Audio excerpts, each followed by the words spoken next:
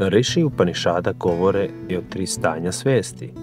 Avasta traja, budnoj svesti, Džagrata vasta, sanjajućoj svesti, Svapna avasta i svesti dubokog sna, Sušupti avasta, koji nije, kako kažu, odsustvo svesti, već odsustvo sadržaja svesti. 4. stanje svesti zovu Turija i ona je zapravo svest koja je prisutna u sva 3 stanja, jer stanja se menjaju, ali ne i ona. Ovo je povezano sa temom čuvenog sloga Om, Aum, i simbolizuje sva 3 stanja svesti kao i 4. koje ih prožima. Mandukya Upanišada kaže: ova je Atman, večna reč Om. Njegova 3 glasa Aum prva su 3 stanja svesti, a ta su 3 stanja 3 glasa. Reč Om kao jedan zvuk 4. je stanje vrhovne svesti. Turija je, kao što kaže Mandukya Upanišada, jedno sopstvo prisutno u svim iskustvima. Poznato je također da se upanišadski mudraci koriste i negativnom teologijom, koja će biti poznata i hrišćanskim misticima mnogo vekova kasnije, a koju će nazvati apofatička teologija, odnosno uviđanje nemogućnosti spoznaje prirode Boga, te i ljudska skrušenost pred Bogom tvrđenjem šta Bog sve nije. Za razliku od nje, katafatička teologija govori šta Bog jeste. U Upanišadama je mudrac Jađnjavalkija koristio sanskritski izraz neti neti, što razumete i bez mog prevođenja da znači ne to, ili nije to. Brižljivim ispitivanjem uma i svesti kroz tehnike meditacije rišiji su prevazišli identifikacije, kako sa telom, tako i umom, te su izašli iza njih, do stanja primordijalne svesti pravog bića, koje su formulisali kroz čuvenu tezu Satčit Ananda, odnosno stvarnost, svest, blaženstvo.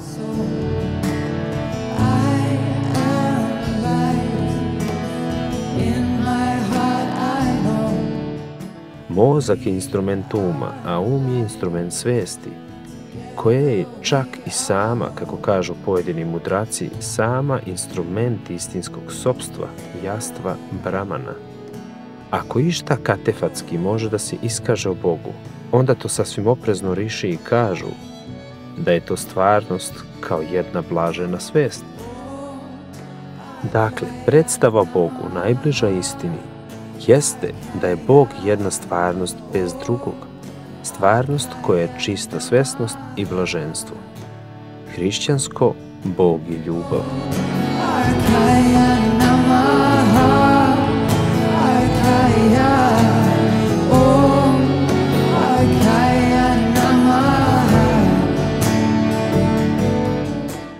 Moram da vam ukažem i na slaganje sa Abrahamovim religijama, u kojima je svima dobro poznata teza o bašti raja, Garden of Eden, i čovekovom padu u greh, te i njenom napuštanju. Treba da znate da Eden na hebrejskom znači blaženstvo, baš kao i Ananda na sanskritu, te i da zamislite da vas vaša religija zapravo uči istom kao i Indijce njihova. Bog je beskonačna svest koja postoji u stanju blaženstva, postoji u nedualnom carstvu blaženosti ili raja. Nastanak dualnosti, napuštanje stanja blaženstva, pad u ograničenu percepciju ljudskog bića jeste ono što mi znamo kao život, svet ograničene sreće uz pratnju patnje i bola.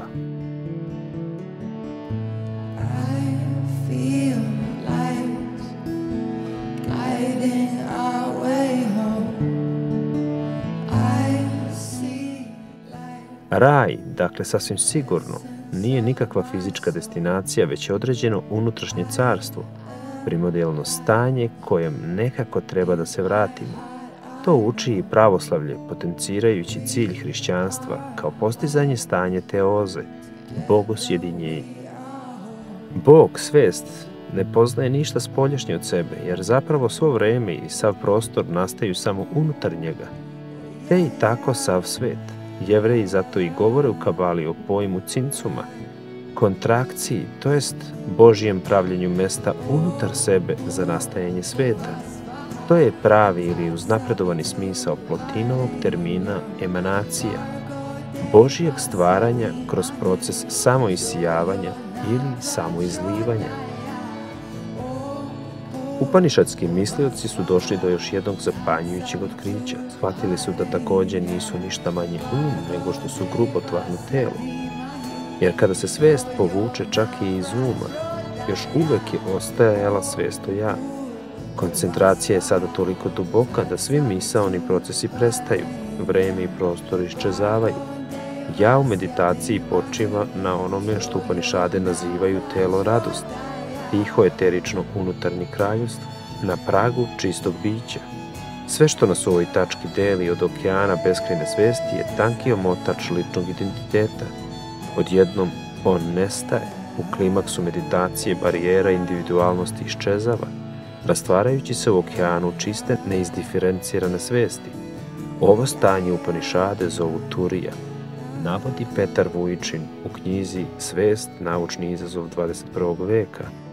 Pominjat ćemo još Petra Vujičina u emisiji posvećenoj Daskalosu, grčkom hrišćanskom mistiku i iscelitelju iz 20. veka, sa kojim je i Petar lično bio prijatelj.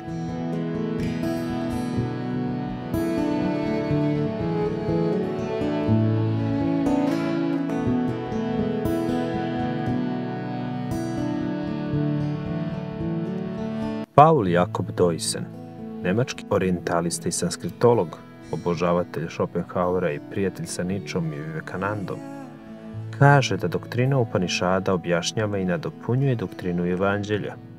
Ljubi bližnjeg svog kao sebe samog. Zašto? Zato što naš Atman, naše više sopstvo, boravi u nama i našem susedu. Ako volimo našeg suseda, onda volimo Boga koji je u svima nama i u kome smo svi mi. Navodi Juan Mascaro u knjizi Upanišade. Ovo je i suština razloga zašto su nam, kako danas, tako i u budućnosti, Upanišade i Sveta Indija od nasušne potrebe. U zavisnosti od našeg pogleda na stvarnost, zavisit će i naše vrednosti, to jest naše ophođenje, naše akcije.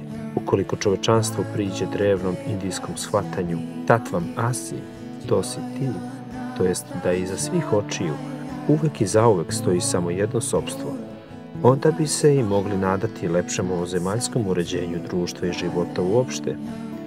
Budite pažljivi u promišljanju o tome ko ste vi to zapravo. Obratite pažnju na identifikaciju koju imate sa prolaznom formom, ispuštajući iz pogleda večno biće. Možda naša mnoga ja i nisu mnoga, već zapravo samo jedno ja, uvek jedno misteriozno sopstvo. Više o svemu ovome u drugom tomu knjige Tatvam Asi.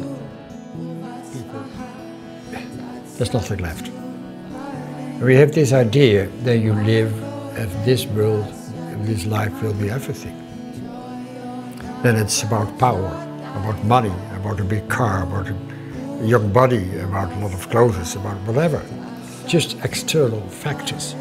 So where you know that there is a continuity of consciousness after the death of the body.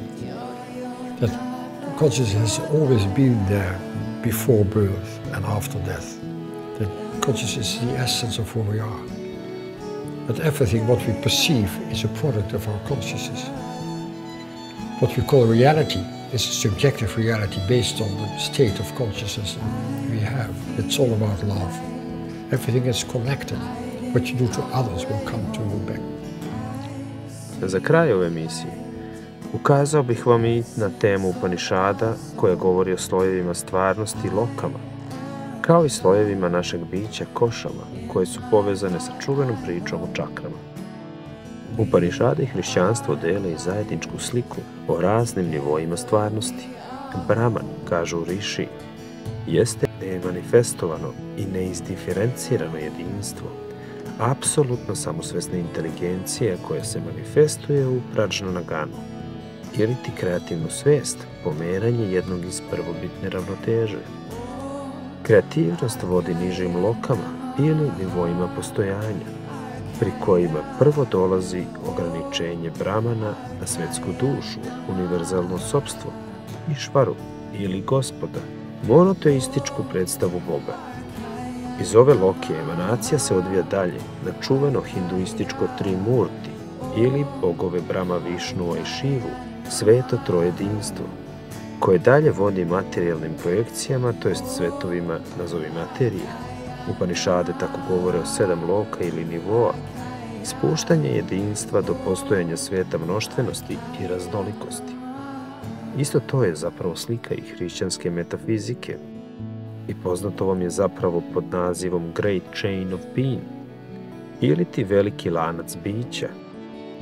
U Upanišadama slojevi postojanja su sljedeći: Brahma loka, Tapoloka, Džana loka, Mahar loka i nama poznatije Svarga loka, nebeski svet, Buvara loka, astralni svet i Bur loka, ili ti ono što je nama jedino i poznato u procesu percepcije, ovaj univerzum. Vratit ćemo se ovoj temi kada budemo pričali o rimskoj filozofiji neoplatonizma, filozofa mistika Plotina.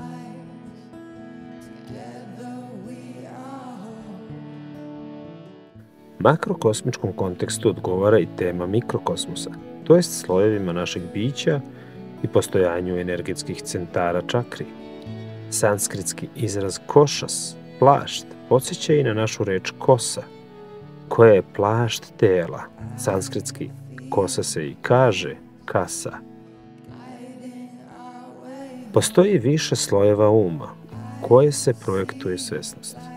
Mandukya i Taitri Upanišada spominju 5 koša, panča koša, poređenih od grubih do finotvarnih na sljedeći način.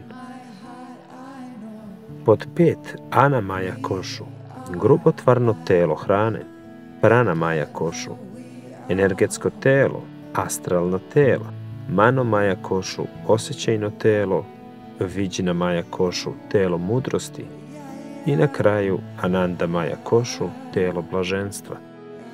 Sličnu temu pronalazimo i mnogo kasnije u Kabali, gdje Jevreji ukazuju također na slojeve našeg bića. Nefeš, individualna suština koja preživljava smrt ili duša mesa, ruah, duh, nešama, kolektivna suština, jedna duša mnogih individua, možda Jungovo kolektivno nesvesno, čaja, nedualni sloj koja je polazna tačka ujedinjenja sa apsolutnom svešću i jekida, singularnost, jedinstvo, najdublji sloj našeg bića koji je božanska svest.